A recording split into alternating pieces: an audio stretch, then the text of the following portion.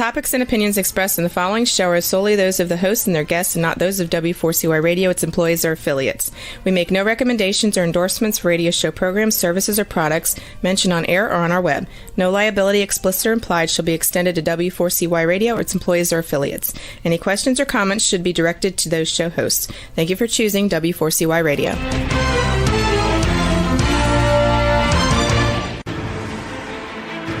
What's working on purpose anyway? Each week, we ponder the answer to this question.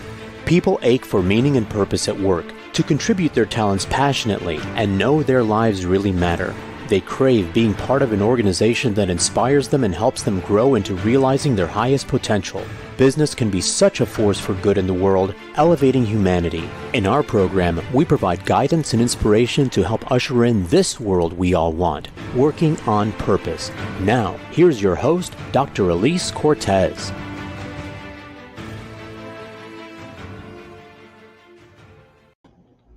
Welcome back to the Working on Purpose program. Thanks for tuning in again this week. Great to have you. I'm your host, Dr. Elise Cortez, showing you live from Dallas, Texas, which is home base for me.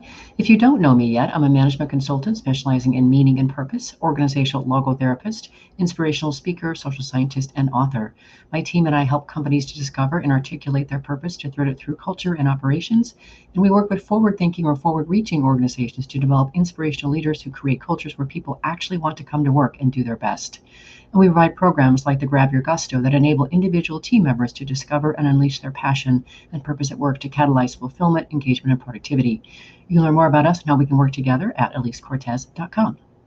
With us today is Donna Cutting, the founder and CEO of Red Carpet Learning Worldwide, who works with mission-driven leaders to help them create cultures of happy, engaged people who deliver exceptional customer service. She's the author of 3 books, including The Celebrity Experience, Inside Secrets to Delivering Red Carpet Customer Service, 500 Ways to Roll Out the Red Carpet for Your Customers, and now her new book, Employees First, Inspire, Engage, and Focus on the Heart of Your Organization, which we'll be talking about it in this episode today. Today from Asheville, North Carolina. Donna, welcome to Working on Purpose. Thank you. Thank you. It's so good to be here. Isn't it great? You know, I loved your book. Hold on, let's just show our listeners and viewers. I read it, of course, cover to cover, as I'm prone to do. I loved it. Right. And thank you for making this happen. I mean, life is full and traffic, et cetera, was trying to get the best of it, but we made this happen. So thank you. We are both can-do people, I think. And I also think it sounds like we have a lot in common. We have a similar mission. We do. And, you know, that's the thing, Donna. I've been hosting this radio show for 7 years, and I have met some amazing human beings from across the planet, literally. And they have poured themselves into me and my listeners and elevated me in so doing. And sometimes, be very careful, I show up on their doorstep when I'm traveling. So look out. This could happen. Yay! Absolutely. We'd love to have you. Asheville's a beautiful place. I've not been, and this is a good reason. So let's jump in. We've got so much to cover. I had a hard time deciding what I could limit myself to talk to about your book. So The first thing I want to talk about, of course, since this is a great intersection of both of our worlds, is this notion of rallying around purpose. And so you talk in your book, right? About, you know, the advice you would give a leader who wants to instill a sense of purpose within his or her team. And of course, you espouse, well, let's start with you. You know, do you have a purpose or something that gets you excited, something that you believe in that gets you out of bed in the morning? So could you say a little bit more about, you know, if we're going to be able to instill this in others, we have to start with ourselves. Absolutely. And yes, that's the very first chapter in Employees First is all about giving them all something to care about. And that's a purpose that is bigger than their job description, right?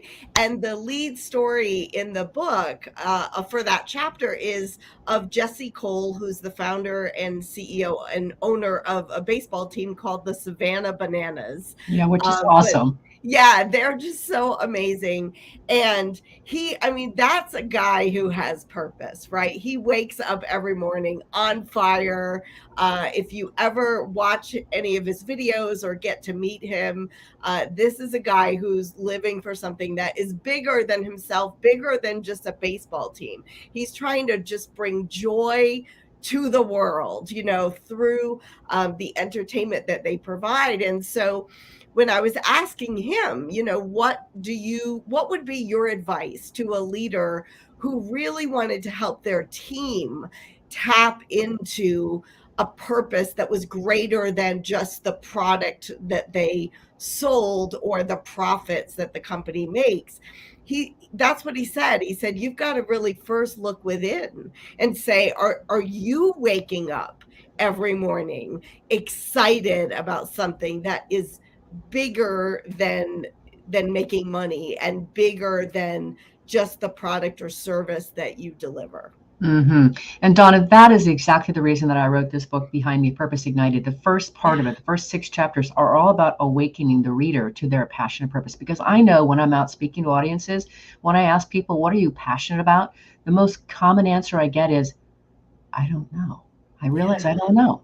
Right. So if you're not lit up about life, it's really hard to get other people turned on about their lives or your organization. So purpose first.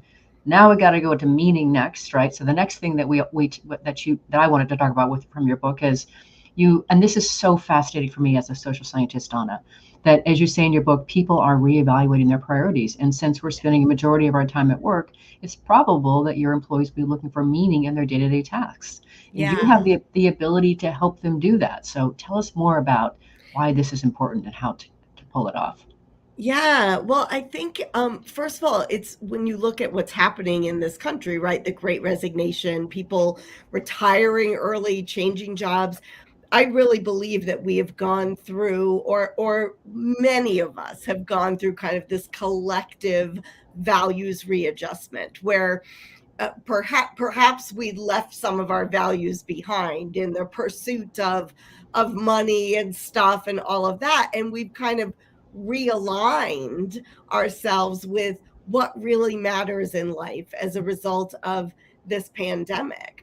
And so I think, finding meaning in their day-to-day tasks is really, first of all, about leaders helping people connect to what is it that they do every single day that makes a difference to that greater purpose, that contributes to that greater purpose.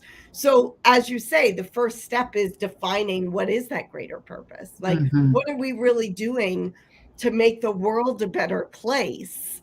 And then how does what you do in your job contribute to that?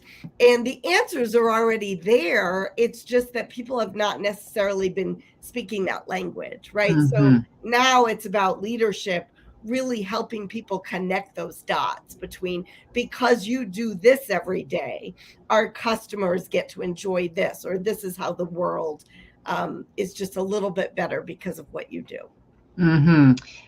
So Donna, you and I could have so much fun together out there working. But what I also say, and love how you articulated all of that. And so, to be really effective at this stuff, you have to be really good at communicating and pretty good at storytelling, right? And being able to connect those dots, how this person's role is actually impacting the greater good for the organization in order to be able to serve and realize its purpose. Right. It's beautiful, right? So, but it takes speaking, it takes communicating, it takes, as you say, it's right there, but people haven't learned or haven't been practicing the art of communicating that so it lands for the person. Yeah. And storytelling was the key word there too, is I harp on this so much. I'm sure you do as well. I call it stories worth celebrating. Yes, you do. I love that. Yeah. We spend so much time kind of pointing out, just it's our natural human nature, right? To just point out everything that's wrong, everything we don't like. What about really flipping that and telling stories, looking for the things that people are doing well, that align with that purpose, and be much more intentional about sharing those stories at every opportunity. And I think the more we can do that, the more we share the good, the more we'll see the good. Oh, it's inspiring. It's life-infusing inspiration. I'm right there with you. I profess the same thing. And along with that, what you're talking about to me, Donna, relates very much to what you also talk about, creating and cultivating a culture of kindness. And so what's really interesting from my vantage point of, my pulse on the dial here is that, this notion of mental health and well-being is so important right now. And so what you're putting forth around kindness to me really speaks to that. And I appreciate that you say, if we now figure out, well, what's the opposite of kindness? You say unkindness can manifest as gossip, hate speech, blaming, shaming, incivility, and even bullying.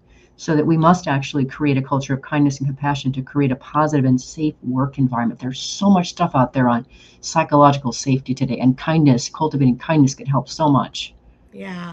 And it's so important to understand that kindness is more than just random acts. Yes. Right. So a lot of times we think of kindness, and I've even heard people say they roll their eyes when they hear the word kindness just because it's been so perhaps over promoted, or we think of it as these acts that we have to do. And those are great. I love the idea of random acts of kindness.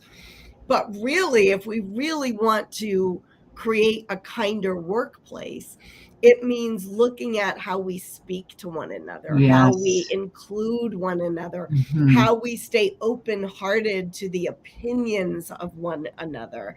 And if when I really started thinking about it, I said, well, what is kindness if not a random act? Well, it's getting curious about one another instead of rushing to judgment. It's about empathy and really being able to sit and be present in somebody else's shoes for a moment. Mhm. And then it's about respect and understanding that we don't have to agree with one another, but we can still treat each other respectfully. And, my larger premise is that if we can do this in the workplace, then that's practice for how we are in the rest of the world. So if we can make the workplace a better place, we can make the world a better place. Oh, really quick, we got to give a shout out to Philip Roberts in Australia. Philip has been looking at incivility and its problems for a long time, and really out to be able to increase civility just for these very reasons. He's an attorney in Australia. So completely with you, Donna. There's the impact, the wave, the ripple that we can create in the world if we can start to really inculcate kindness in the workplace has so much promise. I'm so with you. Let's make it happen, shall we? Yes. Yes. Love it. Well, then on the other side of that, that's so interesting. This is so, I loved when I was reading your book, I was just kind of like dancing with the concepts and saying, oh yeah, I talk about it like this. But you have a part in your book where you say, just say no to adultitis. And I'm not sure how to say his name. Jason Kotecki, is that how you say his name? Yes. Yes. And you talk about this. So adultitis is a condition that happens to us often when we lose our childlike spirit and our sense of possibility, curiosity, creativity, and joyfulness.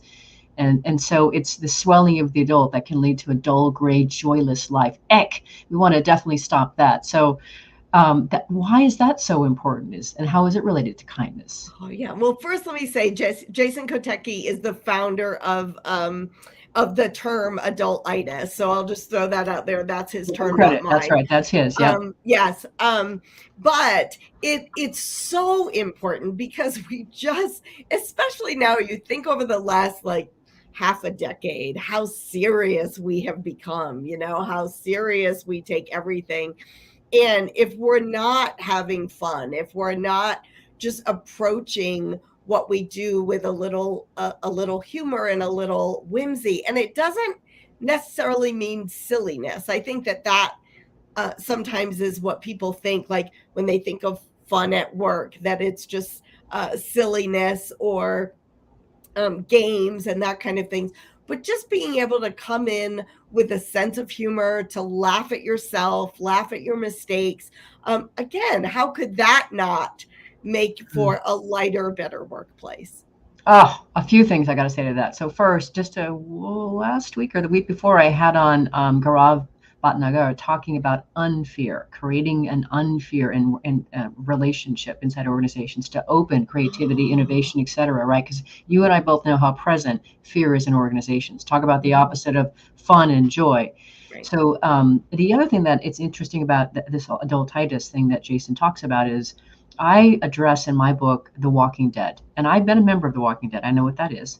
So, but there's a lot of us that kind of get into that, too much adulting and not enough joy, and one precious life here, ladies and gentlemen here. So let's.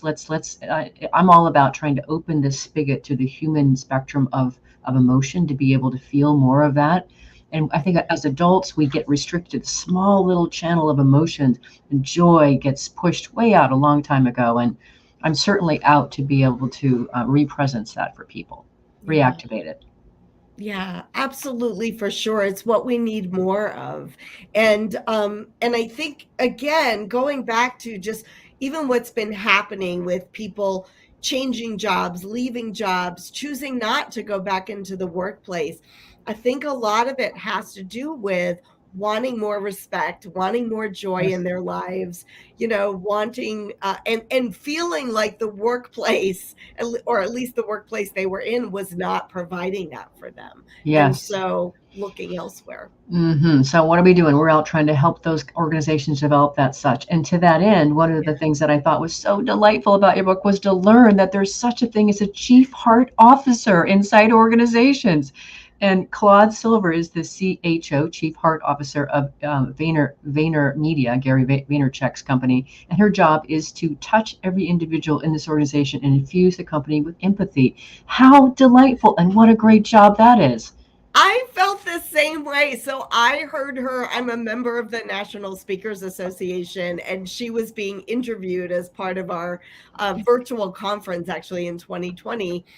And those are the exact words that jumped out at me. She said that when Gary hired her, that she said, "What do you want this job to be?" And he said, "I want you to touch every person in this organization and infuse our organization with empathy."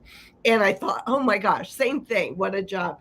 And talking with her was so delightful. I mean, she is just somebody who, very similar to you and I, just focused on bringing humanity back to the workplace and creating loving, kind places to be every single day.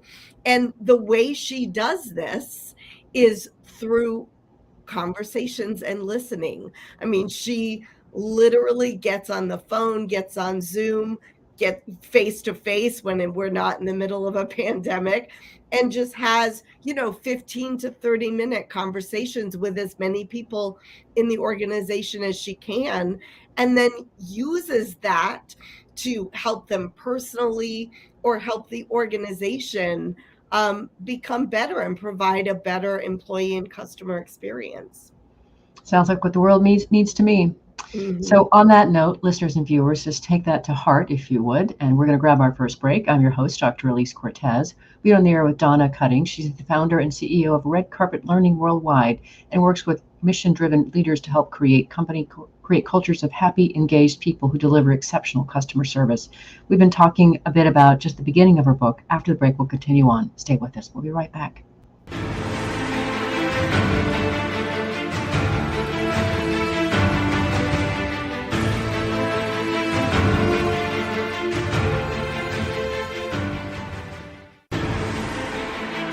Dr. Elise Cortez is a management consultant specializing in meaning and purpose, an inspirational speaker and author. She helps companies visioneer for greater purpose among stakeholders and develop purpose-inspired leadership and meaning-infused cultures that elevate fulfillment, performance, and commitment within the workforce.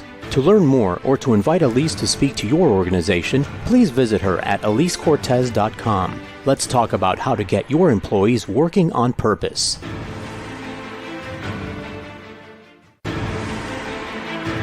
This is Working on Purpose with Dr. Elise Cortez. To reach our program today or to open a conversation with Elise, send an email to Elise, A-L-I-S-E, at elisecortez.com. Now, back to Working on Purpose.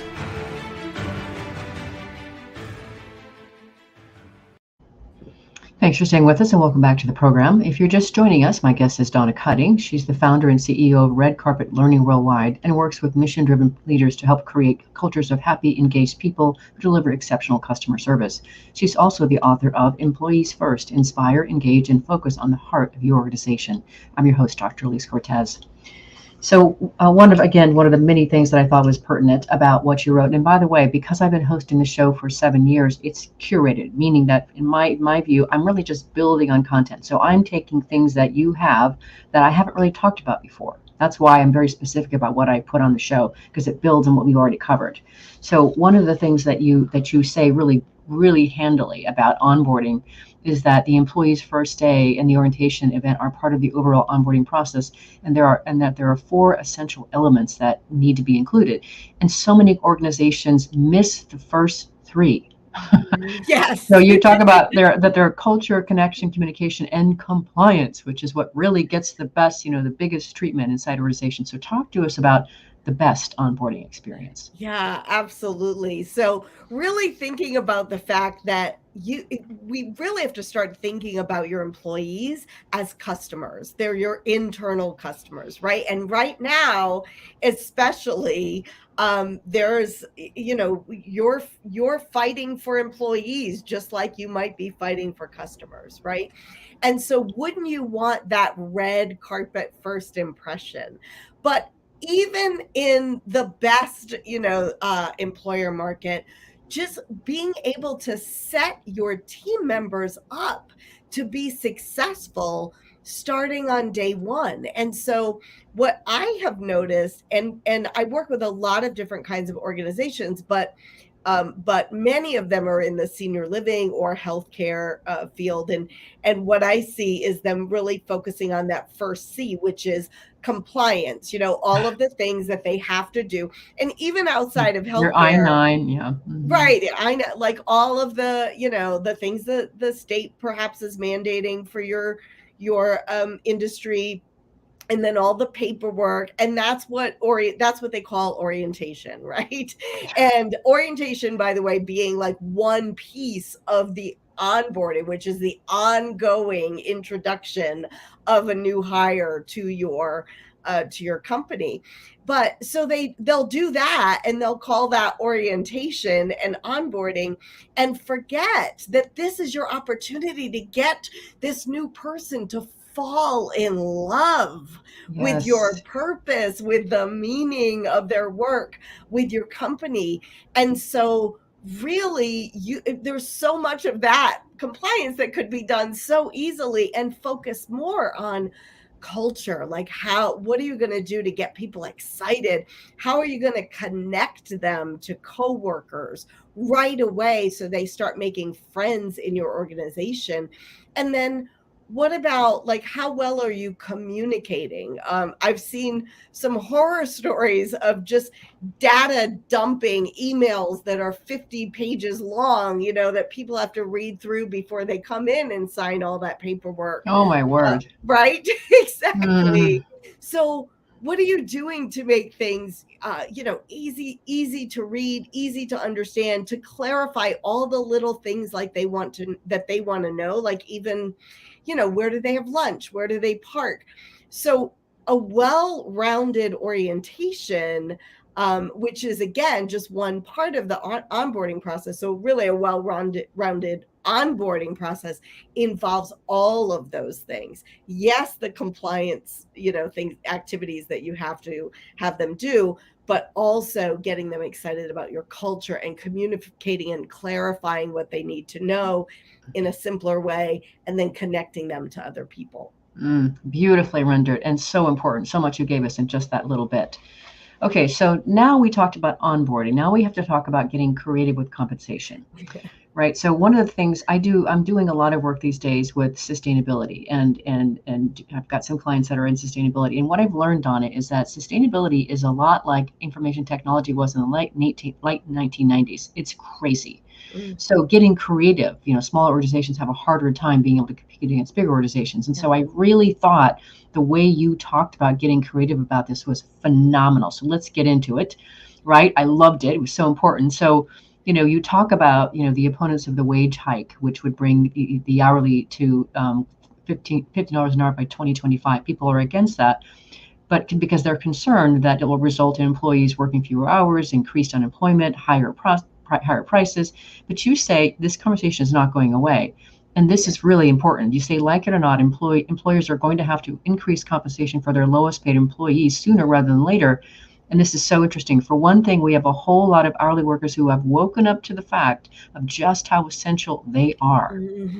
So if you could talk a little bit about this notion, and I know when people, when they could bring back their furloughed employees, a lot of them didn't want to come back, right? Because they made more money on unemployment than they did actually in their jobs. So talk to us a little bit about that. And then there's a couple little things I want to drill down on about compensation. Sure. And first, thank you so much for your comment about that chapter, because as I say right in the beginning of the chapter, like, I am in no way, shape, or form the expert that you would go to ask about how to get your wage up to 50 minimum of $50 an hour, right? So, but what I wanted to do was show how other people have approached that whole issue successfully.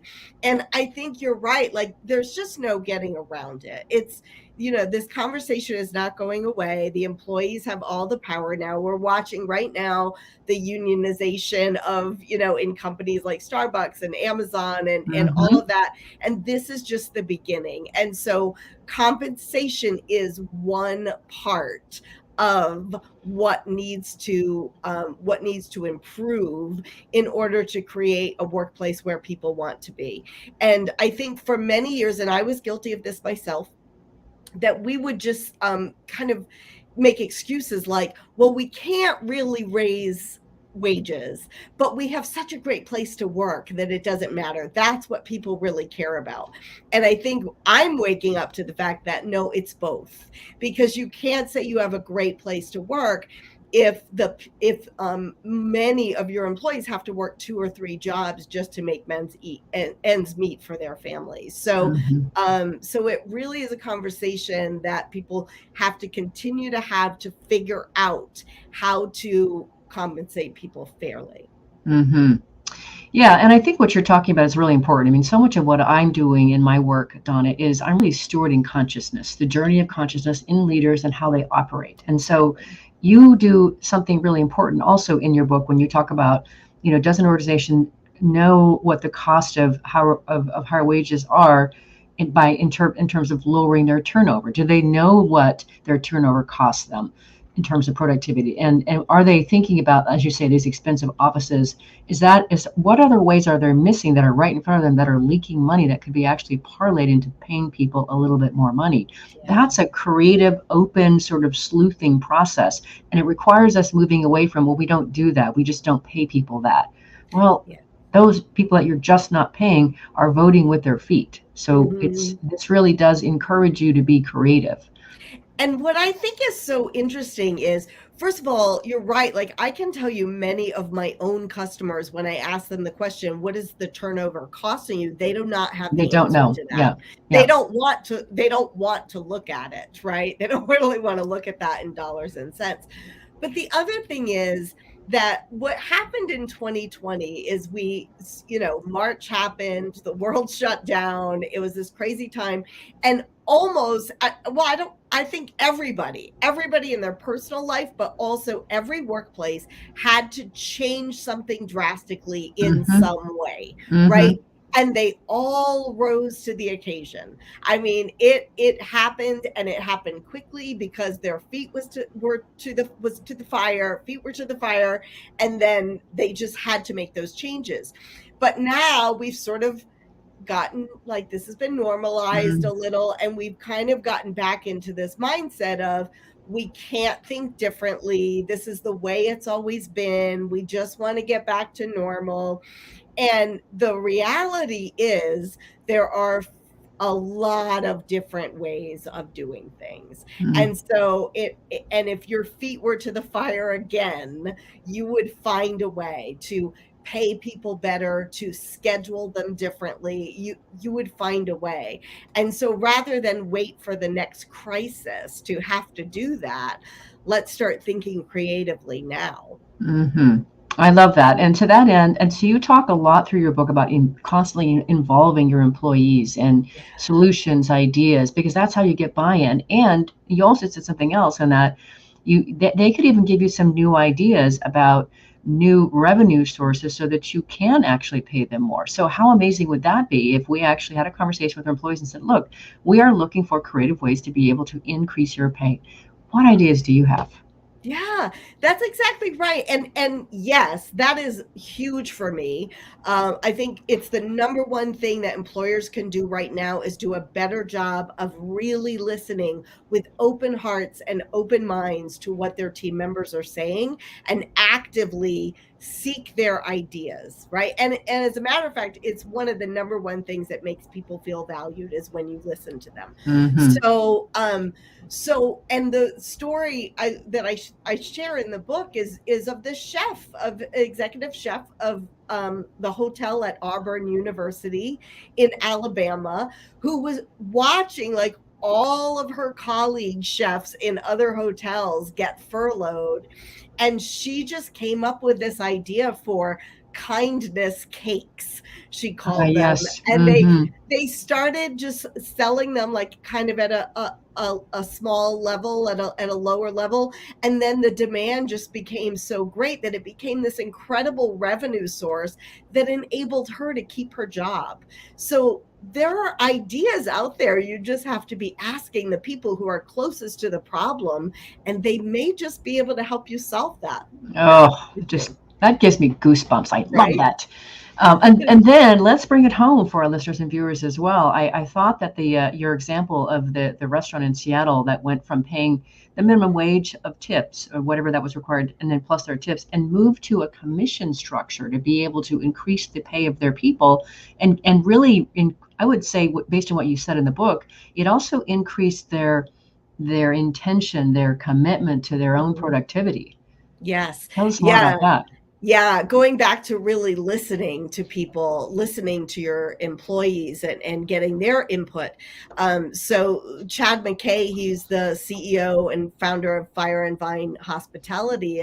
And Seattle was one of the first cities to go to a mandated $15 an hour wage, and even for hospitality and restaurant workers.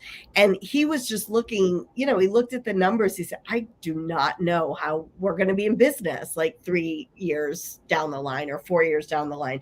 So he brought his best servers together and he laid out the problem for them and said, look, this is not about me not wanting to pay you, but look at the numbers. This is what's going to happen. We've got to come up with another solution. So they worked together and they came up with a commission-based pay, which enabled them to not pay the $15 an hour wage legally, and yet the servers are making much more than $15 an hour. So they all benefit, everyone benefits. And what happens is that they have taken ownership of this entire, process, because, they wanted some things. They wanted to say, if someone wants to give us a tip, we want to be able to take that tip. Chad said, that's fine. But if I hear people sort of sniffing around for extra tips, then the deal's off. And so they will police each other. If they see a new server kind of sniffing around for tips, they will cut that off right away, because they don't want to lose this incredible solution that they have found that works well for both Chad, the company, and for the servers. It's brilliant. This is what we can do, ladies and gentlemen, when we actually get creative and listen to and enroll the very people whose labor and hearts and souls and talent we depend on. So, right. All right, let's grab our last break. I'm your host, Elise Cortez. We're on the air with Donna Cutting, who's the founder and CEO of Red Carpet Learning Worldwide. And she works with mission-driven leaders to help create cultures of happy, engaged people who deliver exceptional customer service. We've been talking about her latest book. We'll continue that conversation after the break. See you there. Stay with us.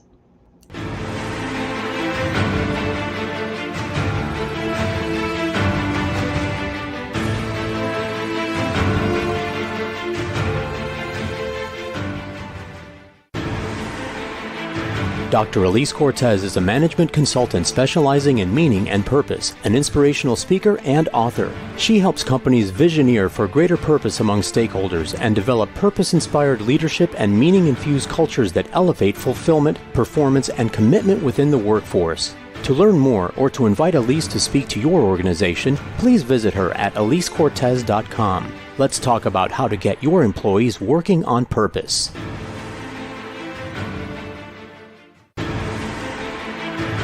This is Working on Purpose with Dr. Elise Cortez. To reach our program today or to open a conversation with Elise, send an email to Elise, A-L-I-S-E, at EliseCortez.com.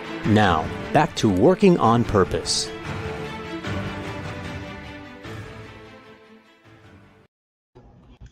Thanks for staying with us and welcome back to Working on Purpose. Before we get to the program, I already mentioned my Purpose Ignited book. I do want to also share with you that last fall, August of 21, I actually was able to get out my second book, which is called Passionately Striving and Why. And I'm actually almost more proud of that book than I am my first. And the reason why is because I literally scoured the planet to find 25 women from around the world, different cultures, backgrounds, etc., who would share their story, the very intimate story of how they discovered their purpose. And that's what we did. So we're doing that to be able to help people find their own purpose, a path to their own purpose, and encourage them to be able to serve from in the world. So I hope you'll check it out. It's called Passionately Striving and Why, an anthology of women who persevere mightily to live their purpose. Very proud of it. All right, so if you're just joining us, my guest is Donna Cutting. She's the founder and CEO of Red Carpet Learning Worldwide. And she's also the author of Employees First, Inspire, Engage, and Focus on the Heart of Your Organization. I'm your host, Dr. Elise Cortez. So for this next little bit here, we're getting close already. It's just, this goes by so fast, doesn't it, Dawn? It's crazy. We've been talking a lot about joy and kindness and, meaning and purpose, but there's this other little word that we need to talk about on this show. Burnout. Mm-hmm. It is real. It is alive. It is, and it's around. And I've never heard anybody quite again describe that there's the burnout spiral. I know you were also calling from Rolinda Stott's work, who's a reboot consultant. But if you would share the 4 forms of burnout that you share in your book, this is incredible. Yeah, I will. And first of all, I can't wait to read your book. That sounds incredible as well. And Rolinda's very fascinating. She's one of my dear friends, but she's a renowned artist, but has been doing a lot of research around this idea of burnout. And she names what she calls the four parts of the burnout spiral. And that is, worn out, where we're just gone too long, too hard, too fast. We're exhausted. Raise your hand, right? If you've ever been there. For sure. Hand is raised, yes. Yeah.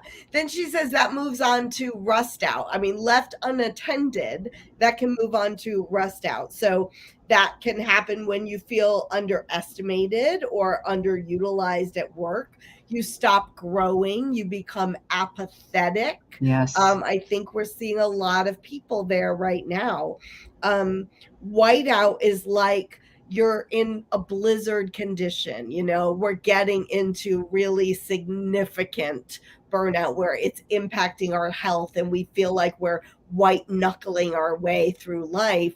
And that can unfortunately lead unchecked to blackout, where we feel completely hopeless, at the pit of despair, even suicidal. And I think one of the reasons this is so important to look at right now is that we have just also been through a collective traumatic event. Yes. And I mean, I talk about this a lot, especially for those people who are on the front lines of this pandemic.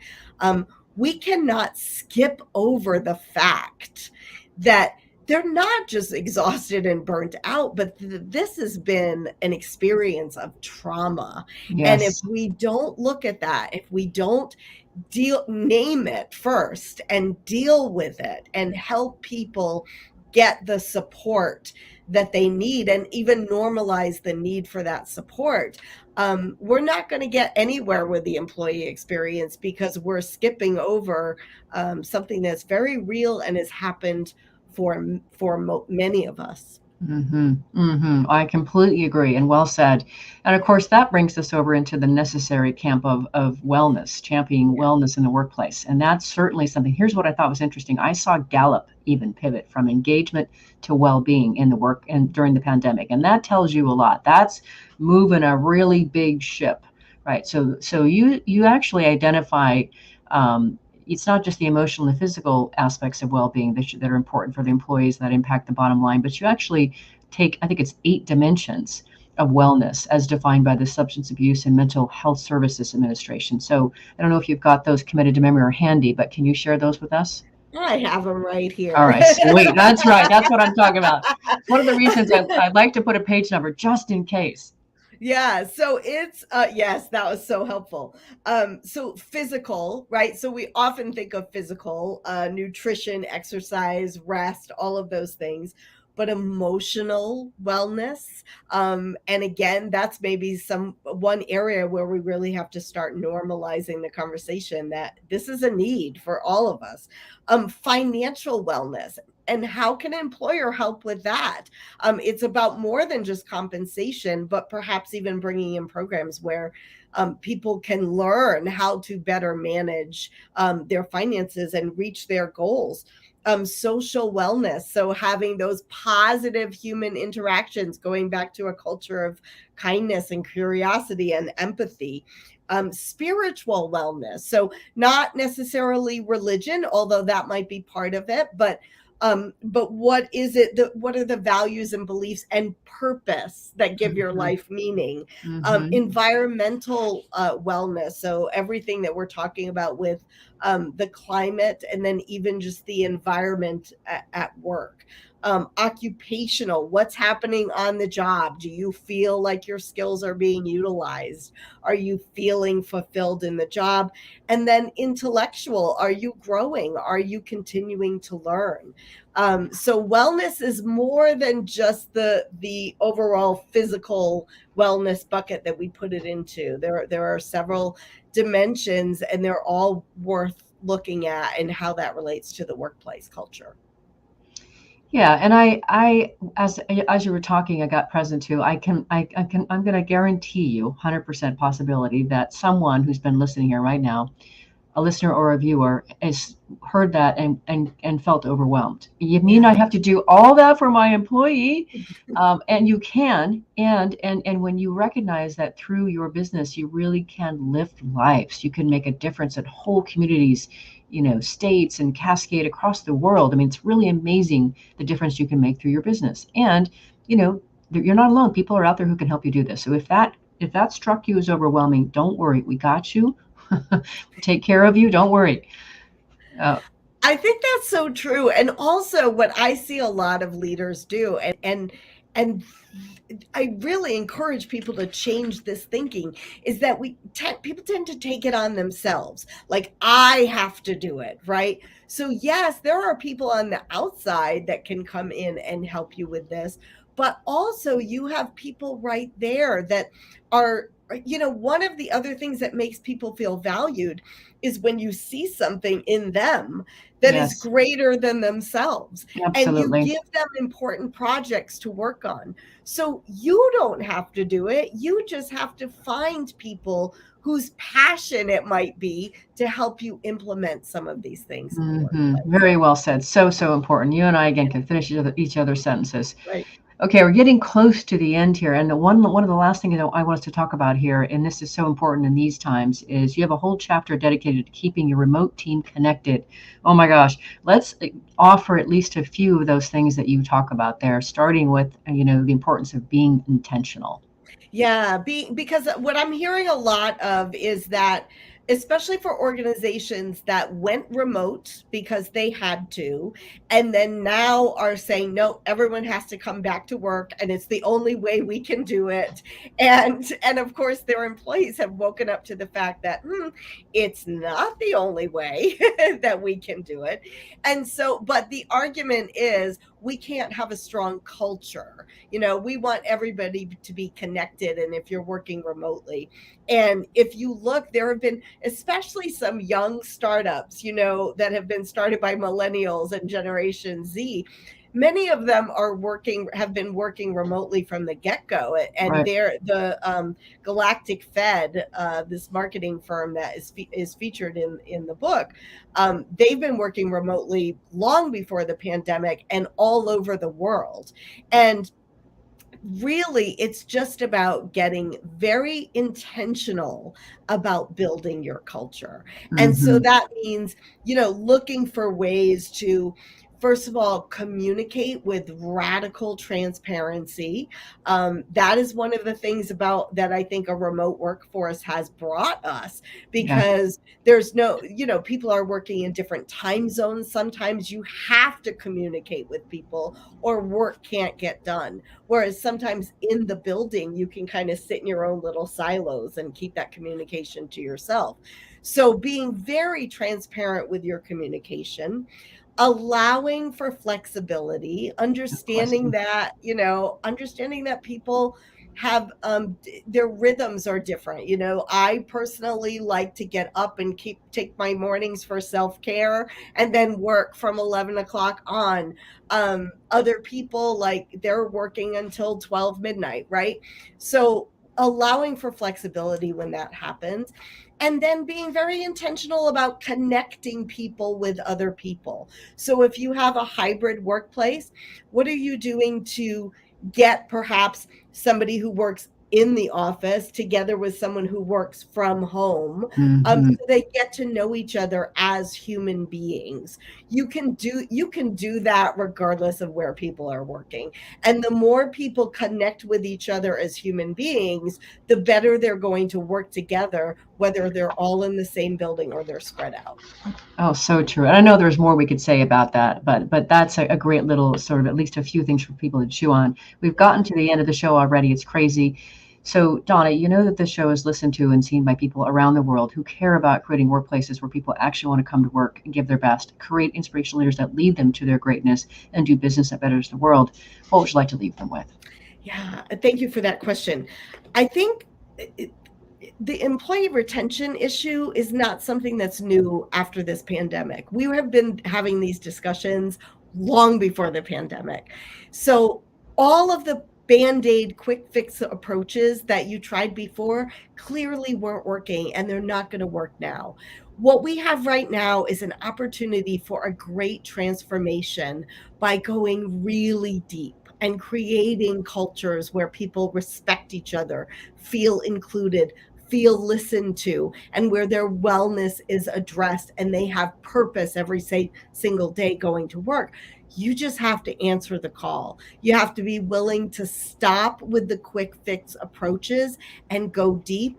And that when you do, you'll not only be creating a better workplace, but as a result, we'll be creating a better world. Oh, what a beautiful way to finish, Donna Cutting. I'm so happy to know you and share with my listeners and viewers. You are a delightful woman doing important work, and we will meet in person one day, I promise. I look forward to that. Right back at you. All right.